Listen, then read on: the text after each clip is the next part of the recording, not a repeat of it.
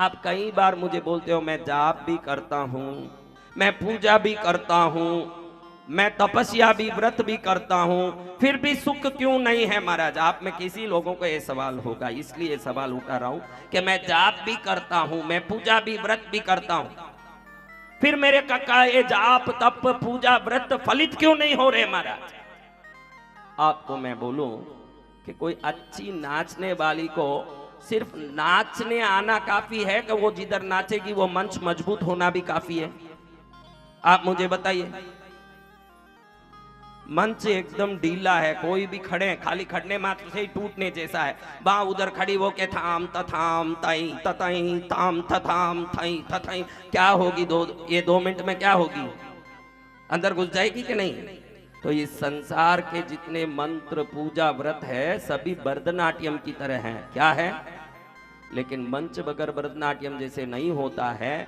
भैरव सहस्त्र नाम पढ़ोगे तो उसमें लिखा है मातृ पितृ प्रियंकर दुष्टाय साधवे, यानी जो इस जाप पूजा व्रतों को करता है वो माँ बाप को भी प्रेम करने वाला, माँ बाप की इच्छा को पूर्ण करने वाला, खुश करने वाला, झूठ नहीं बोलने वाला, साधु जैसे सद्गुणी उत्तम आत्मा होनी चाहिए। अगर ये मंच मजबूत नहीं है तो भरतनाट्यम टिकने वाला नहीं है।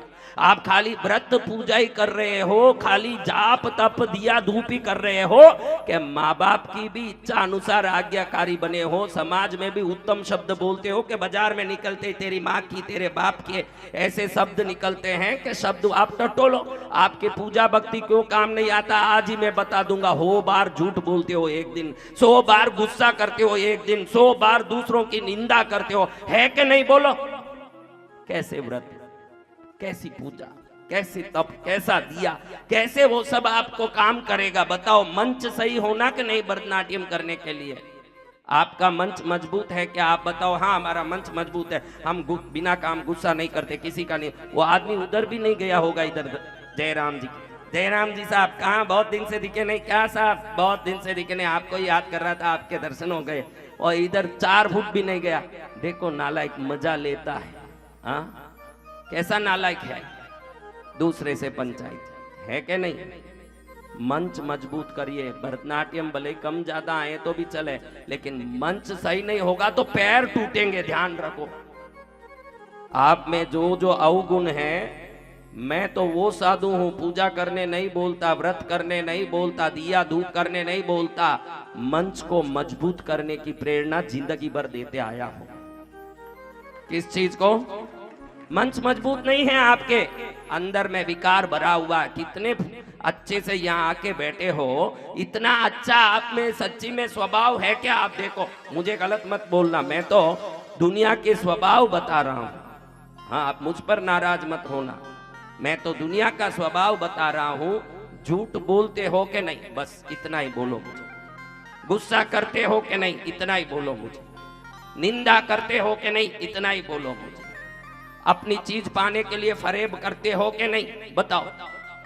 अब बोलो, मैं नहीं बोलूंगा, अब आपको बोलना। इस हिसाब से इस स्टैंडर्ड में देवी राजी होगी क्या, यही सवाल है। हाँ फिर आप कैसे बोलते हो कि दिया काम नहीं कर रहा, धूप नहीं काम कर रहा, व्रत काम कर रहा। माँ आपके दिया धूप के लिए बैठी नहीं है, क्योंकि उसके दिया करने वाले करोड़ों हैं, आपके दिए के बगैर क्या तरसेगी। आपके पास सदाचार के लिए तरसती है कि मैंने जो चीज धरती में भेजी वो गड़बड़ा गई है, वो चीज सुधर जाए तो मेरी भी आत्मा खुश हो जाए। मां का तरस तो ये क्या तरस है। हाँ आज हाथ जोड़ के मैं आपको प्रार्थना करता हूं कि इधर आके आप पूजा भक्ति व्रत आराधना साधना इन चीजों पर खोपड़ी मत लगाओ। आपके अंदर रही हुई गंदगी को बाहर निकाल दो, फिर जाओगे तो जहां जाओगे बिना पूजा व्रत के भी भक्त कहलाओगे। उसके लिए पूजा भक्ति की जरूरत नहीं है। क्या पूजा करोगे, क्या भक्ति करोगे, क्या हरिश्चंद्र से ज्यादा सत्य बोल लोगे, हाँ मार्कंडेय से ज्यादा शिव भक्ति कर लोगे। तो हम कोई औकात के नहीं है, महापुरुष बहुत हो चुके हैं। हम तो इतना कर सकते हैं कि हमारे अंदर आए हुए विकारों को समाप्त करके सर्वोत्तम बन सकते हैं। अगर आप ये बनने की कोशिश भी कर लिए कि भाई ये करना है मुझे, फिर तो आपका कृष्णगिरी आना सार्थक हो जाएगा। इतना ही कर लो तो बस, आप कोशिश ही कर लो तो बस। मेरी कथा सार्थक, आपका जीवन सार्थक, आपका आना सार्थक। ये जीवन में आपने 2 शब्द सुने वो भी सार्थक है कि नहीं? आप ही बताओ, सच्ची बात है। तो आज से ही सोचो कि बिना काम झूठ नहीं बोले। बहुत आपत्ति आ गई। देखो, आटिकी नाम की एक स्त्री थी। क्या नाम? आटिकी। ब्राह्मणी थी, भूखी थी। उसको मालूम है कि पति उषस्थी ऋषि, बहुत बड़े उषस्थी हुए, वो भी भूखे। अकाल पड़ गया बहुत बड़ा, सब देश छोड़ के भाग गए, कोई नहीं।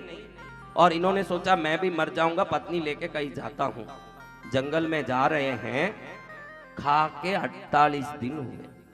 कितने दिन? 48 दिन हुए खा के। अब अंतिम श्वास जैसे लग रहा है, क्योंकि नाड़ी ठंड पड़ गई, नब्ज धीमे हो गए, शरीर में से खून बहना बंद हो गया। अभी 48 दिन कौन जिंदा रहे भाई? वो ऐसे ढीले पड़ गए। पत्नी पास में बैठ के रो रही है।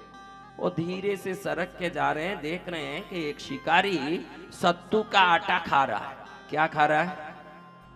हाँ, शिकारी है, वो अपने हिसाब से खाता है जो खाना। तो इन्होंने हाथ लंबा किया, मुझे थोड़ा दे दे। प्राण निकलता दिख रहा है। तो उस समय बोले कि थोड़ा मुझे दे दे। शिकारी बोला ये झूठा है महाराज, ये झूठा है, मेरी थाली का है और मेरे पास है नहीं। आप तो ब्राह्मण पुण्यात्मा देवात्मा हो, प्रणाम, मेरे पास नहीं है। तो क्या इसी में से थोड़ा दे दे? तो सोचा देखो कैसे ब्राह्मण है, ये झूठा सत्तू लेने आ गया। तो भी अभी कहा ना बोले, इतना दे दिया। इन्होंने थोड़ा सत्तू अपने लिए 2 कवा रख लिया, पत्नी को 2 कवा दिया। वो भी 48 दिन से भूखी। दोनों थोड़ा थोड़ा खाए, थोड़ा पशु के लिए, थोड़ा पक्षी के लिए, 4 पांति करके रख दिया पास में। अब शिकारी ने बोला सत्तू खाया तो गला अटकेगा मारा, थोड़ा पानी भी पी लो। लो। तो बोले नहीं भाई, तेरे हाथ में एक ही लोटा, तेरा झूठा है, मैं नहीं पीऊंगा। कौन बोले? ये तेरा झूठा है, मैं नहीं पीऊंगा। बोले वाह महाराज, अभी झूठा सत्तू खाया तब बहुत मजा आया, अब झूठा पानी नहीं पीओगे? ओ बोले पहले जो मैं सत्तू लिया ना, जब मेरा प्राण निकल रहा था, अब उसलिए वो आपत्ति का धर्म था कि प्राण बचाने के लिए कुछ भी करूं। अब मैंने 2 कौवा खाया, मेरा प्राण बच गया, अब मैं झूठा नहीं ले सकता। पहले जो मैं किया वो प्राण धर्म था, अब मैं जो कर रहा हूं ये ब्राह्मण धर्म है। धर्म को सीखो। हाँ, हर जगह एक चीज नहीं चलेगी। आप ऐसे करो कि यहां भी ऐसे करूंगा, वहां भी वैसे करूंगा। आपत्ति में एक धर्म होता है और समय पर एक धर्म होता है। आप ये समझना कि ये झूठ बोलने से किसी का कल्याण होगा, वो आपत्ति धर्म है।